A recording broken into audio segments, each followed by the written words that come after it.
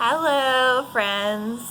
Today I wanted to talk about a little bit about the retreat that I went on. I probably have already talked about it, but I'm going to talk about it again. I'm going to start with reading a prayer that I wrote God recently. And it's the prayer, I think I told you guys that I have a really good relationship with God, and I'm glad that I can be myself around Him, and I can just be upset at Him, and He can handle it, because in a relationship you want every part of that person, and if I'm hurting, He wants to know it. And He has the most perfect relationship, so He can handle all of my messed up feelings. So this will be the first time I'm reading this prayer since camp. Not camp, that's what I do, that's I lead camp. No, this is this is an adult retreat. So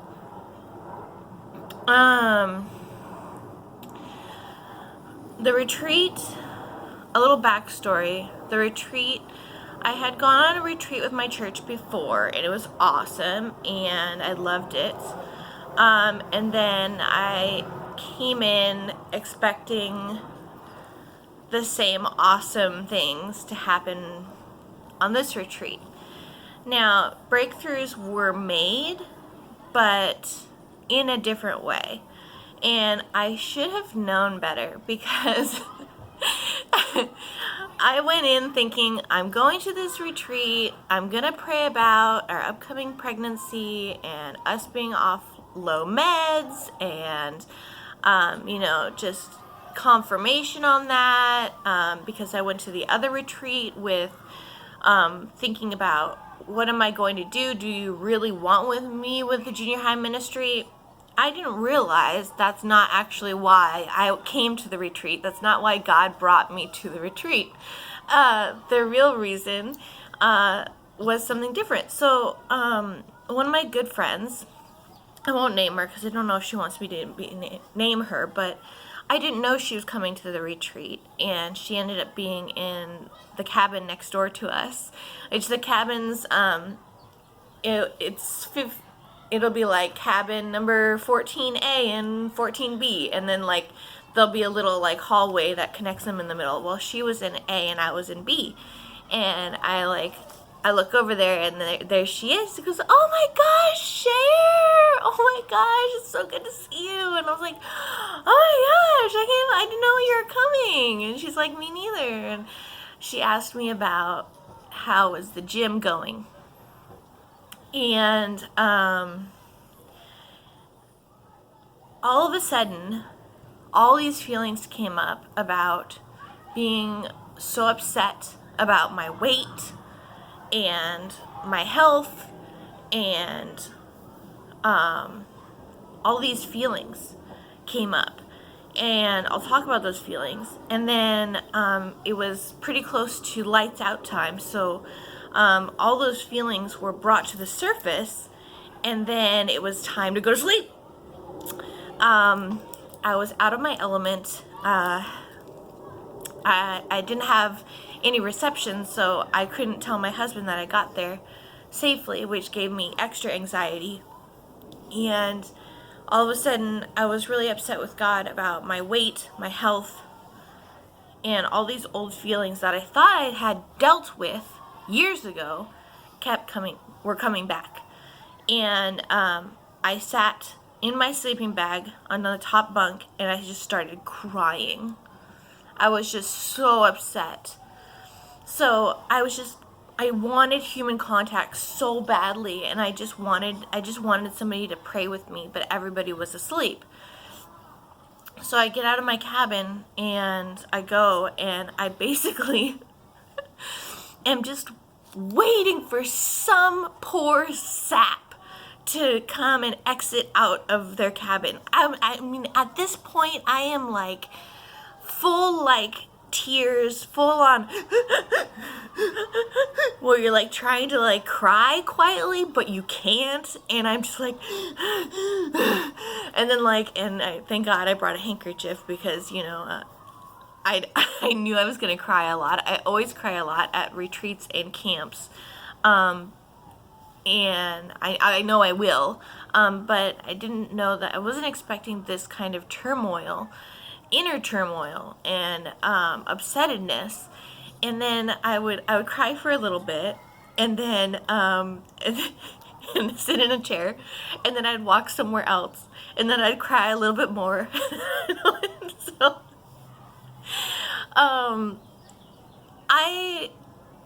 because I am on lower medication, I didn't sleep at all that night. It was my first sleepless night. It was pretty rough.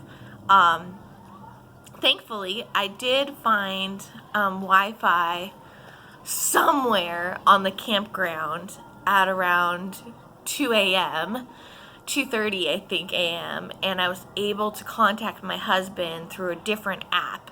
To let him know that I had got there.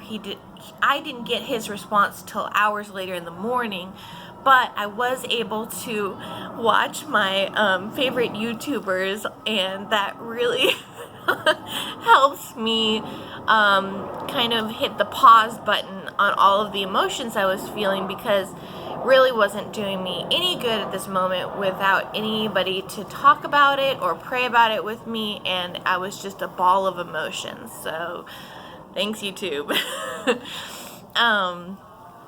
But before I found YouTube and calmed down, sorry, I stuck my finger in your ear. This is what I said. So I said, this is the first time I've read it since camp. Dear God, I am angry at you. I am so angry. I prayed a bear would come eat me while I prayed alone in the dark. Thanks, I guess, for not letting that happen. Oh my gosh, I'm so dramatic. I came up here for prayers and stuff for my pregnancy, but here I am crying again about a physical illness. Another illness that I wish was just freaking cancer or cut off my leg, but I'm tired of a mystery illness doctors can't fix. You won't heal. You won't open the doctor's eyes. I want to be healthy. You showed me I could. Why would you take it away if you weren't going to let me keep it? It seems cruel. How am I supposed to be your light when you snuff out my victories? I am like full on pissed with him. Wow. And I miss my hubby and dog. Why is there no reception? Can't I just tell him I got here safe at least?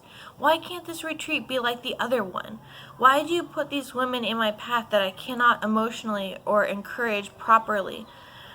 Because I am just as flawed and messed up. That's a lie, by the way. I can be and support other women even though I'm messed up, because I will never ever stop being messed up, because God's always working on me. But yeah, I felt really at that moment little. I don't like feeling alone and sad. I don't like not knowing. I don't like how I was so looking forward to being pregnant, and now that my meds are in order, I don't want to anymore. In fact, kids almost repel me.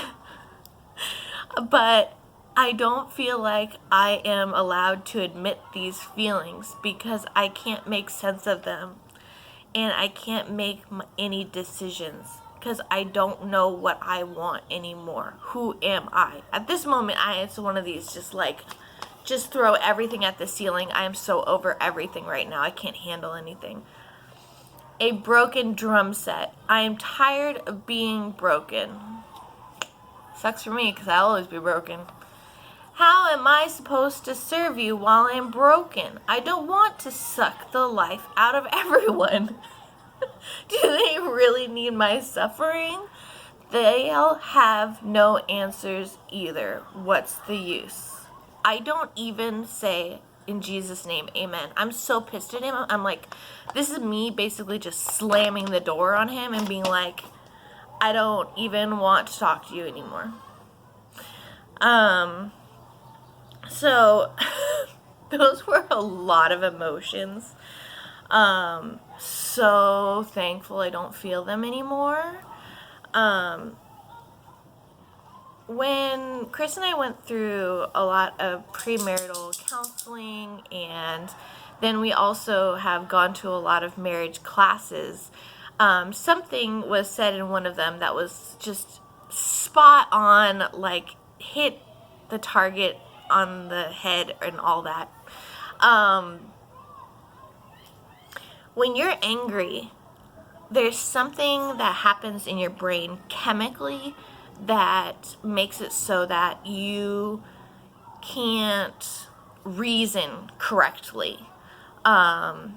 It's a actual scientific thing that I can't remember what it's called, but it's proven that when you are this angry, your reasoning is completely fake. Like it will deceive you. Things that you think are accurate and true are not actually accurate and true.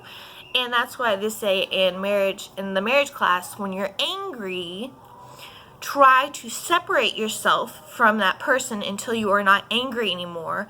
That way you can actually reason with the situation before you react. And then have to like clean up the mess afterwards. Obviously, nobody's perfect, and nobody is like, I have the perfect marriage. That's it. That is a different topic altogether.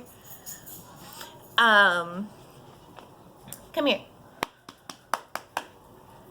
Come here. Don't you start barking. Don't you become a barky dog, please. Please don't do that. Mommy doesn't want that. No. You be a good girl.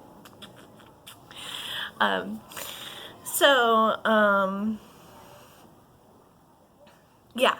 So this is not an accurate portrayal of what is actually happening in my life. It is what I think at that moment is happening in my life. And it is just so cool. This is the first time I read it. Like I said, a little bit going on is, so there's several things going on in this letter. The basis of my anger does not lie with not wanting to get pregnant. That was just like the cherry on top when you're like angry with somebody and you're like, and by the way, I said I liked those pants, but I never did. And they're like, oh my God, they even went there. I was just like, let me just really just throw like everything I got at him because I'm so over this. I've always, like, in this life, we will have trials. I should have got that scripture out, but it just popped in my head. And my trials, I'm pretty, up until this point, all the ones that I have not bestowed and made myself is, I just want to make sure my dog wasn't eating something weird. What is on your nose? What is that? Sorry, everybody. Ugh. Gross. She's like eating like a bug. Ugh. Sorry, it looked like she was eating a spider, and I'm sorry, I don't like spiders, so I was like, that's the face that I kiss sometimes, and I do not want any spider faces, okay, when I'm kissing. Quotes by Cher, no spider faces when we're kissing. So I've always had illnesses. I've always had problems with my health. All the trials that I had that are non-health related are all because of my past, and that has to do with the years that I was not sober. Right now I'm going on my 9th year sober and stable. Super awesome. But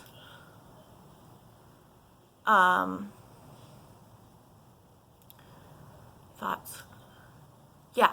So, ever since I can remember, I've been chronically on like just a steady dose of medication for this, that, and the other. And it's never been like, oh, you're diagnosed with this. Here, take this. It's almost every single time hey, these are my symptoms, and let's go to like at least 8 different doctors, and each one to be like, I've never seen this before. This is, wow. Oh my gosh, are you sure those are your symptoms? And I'm like, yes, they are. And it's just like, it just really gets on you. I'm 34 years old, and dealing with illnesses that need to be discovered, and every time you go to the doctor, having to seek out different doctors and different treatments and seeing if this will work and that'll work, and always wondering if these symptoms will go away, is mentally and emotionally exhausting. Just the constant wondering, just constantly, what is wrong with my body? And it was just so frustrating. The most recent one was because of my Crohn's disease. And for a long time, my Crohn's disease was really hard to handle. And so I had gotten so tired. And Crohn's disease is so much more, people know so much more about it nowadays than they did when I was getting diagnosed. When I was getting diagnosed, that was over 20 years ago. So it was, and it's still somewhat new, but 20 years ago, nobody even knew what Crohn's was really. And it took them like, I think it was like 22 years ago, actually, when I actually got diagnosed, but it was like 2 years before that, before they even were able to diagnose me. It's just like constantly going to doctors who are supposed to have the answers, and you come to them and you're like, look, I have these problems with my body, and so the most recently, God had shown me how I could eat healthy and lose weight without getting my Crohn's all jacked up, because fruits and vegetables had always been the problem. A lot of fibrous problems, and so I couldn't eat a lot of like wheat. I couldn't like wheat bread. I couldn't eat a lot of like fruits and vegetables. I couldn't eat so it was really easy to just like carb central, and so I gained weight and I gained weight and I gained weight, and I've always dealt with weight issues. Sorry about the noise when I'm outside. But then, all of a sudden he showed me through this book, Free to Be Thin. I'll write it in the description box. It's an amazing book. It tells about, how, so annoying. Come on. So annoying. What? I had perfect lighting and everything. So annoying. So,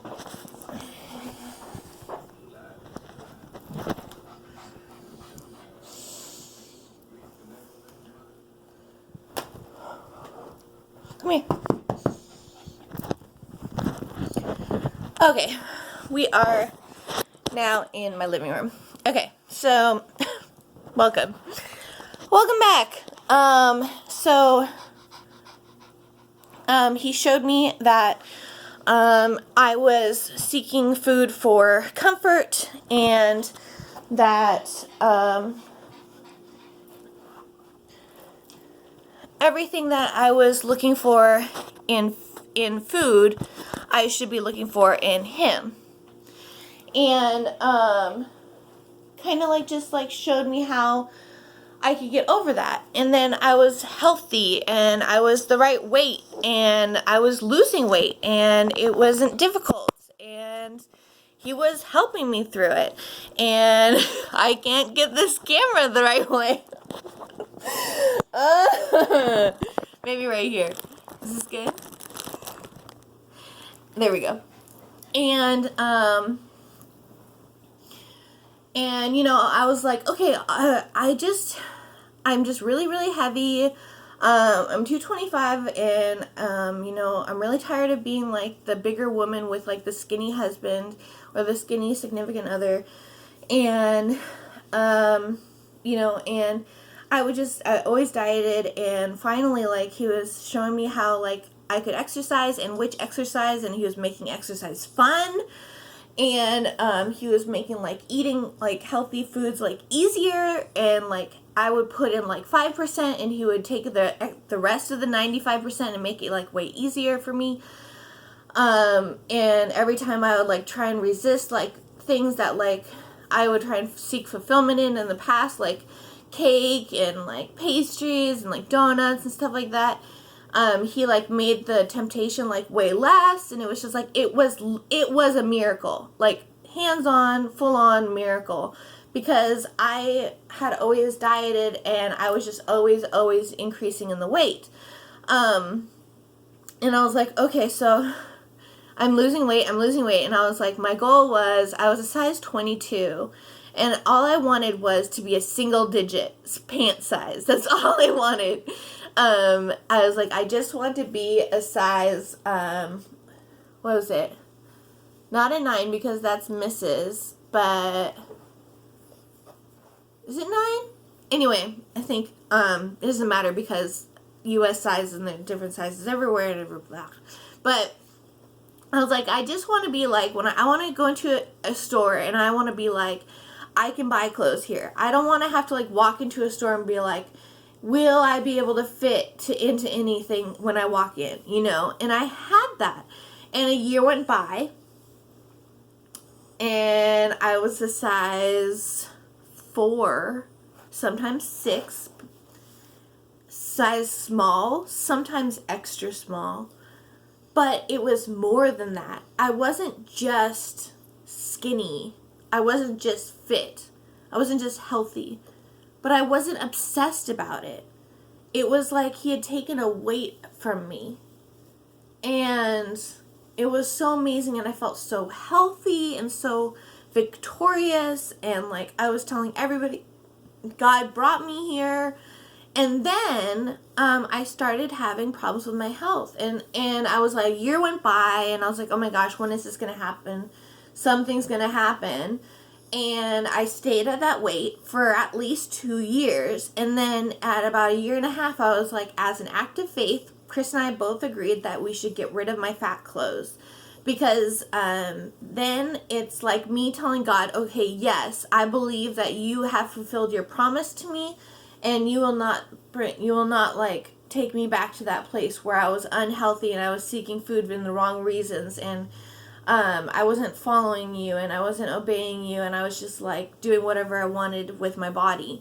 And as an act of faith, I got rid of all those clothes, and then about a year after I got rid of all those clothes, I started having problems with my Crohn's again. And that's a story for a different video, but basically I've just gained weight ever since. Ever since I had surgery, I gained weight. And I've been gaining weight. And it's been really hard for me to get back in the gym. And it's been really hard for me to eat healthy. And it's been really hard. And I'm just so frustrated, and I don't know. And so when I was at camp, I asked for prayer about starting the YouTube channel, because I wasn't sure if that's what I should do. And then I also asked for prayer about my body image, because even in the book, it says in the beginning that you should love the way that you look before you start dieting. Because if you don't, you will never find that love. And God loves you no matter what size you are, because you are His creation. And I asked for prayer, and I was like, I feel really silly asking for this prayer, but I don't see myself as pretty anymore ever since. And I don't understand why God would make me thin and healthy and and good looking and you know, it's true. People do treat you differently when you're thin and healthy and are like a certain size. I had people like treat me much nicer than they do nowadays, and it's terrible, but it's true. Strangers would react much more warmly to me when I was, let's see, 50 pounds lighter. And it's terrible. It's terrible. But I don't know if God will ever bring me back to that size. I don't know if He wants me to stay this size. But I asked for prayer because I said, I feel silly asking for prayer, but I don't think of myself as pretty. And I don't think of myself as good looking. I think that I'm fat and ugly and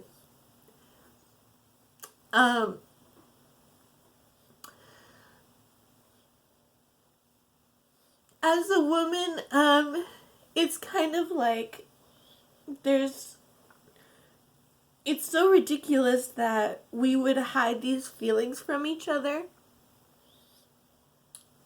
But there's so much shame attached when you say, I don't feel pretty. Because it doesn't like sound like a good enough prayer request. It doesn't sound like it's important enough. It doesn't sound like it matters. And that's why it was such a big deal at the end when, after I prayed with those ladies, they were so amazing. My friend and I went on this picture adventure, and afterwards I looked at the pictures. And I didn't see anybody who was fatter than they were 2 years ago. I saw just a girl having fun, and I saw a pretty girl, and I saw a girl that looked good. And it was almost like I was looking at somebody else, because when I'm with my friends, I don't see the flaws that they see in themselves. And I want to see me the way God sees me. And it was like I did for that weekend. And it was like He lifted the lies from my eyes, and I could actually see me for who I am. And accept me for who I am, and not be in bondage thinking that I'm not good looking because I backtracked and I failed and I used to be healthy and I'll never be healthy again, and it's all my fault. It's not my fault. Things happened that I was out of control of. I'm sorry. I have like absolutely the worst like camera skills ever.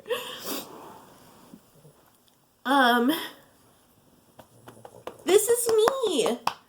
This is me. This is me.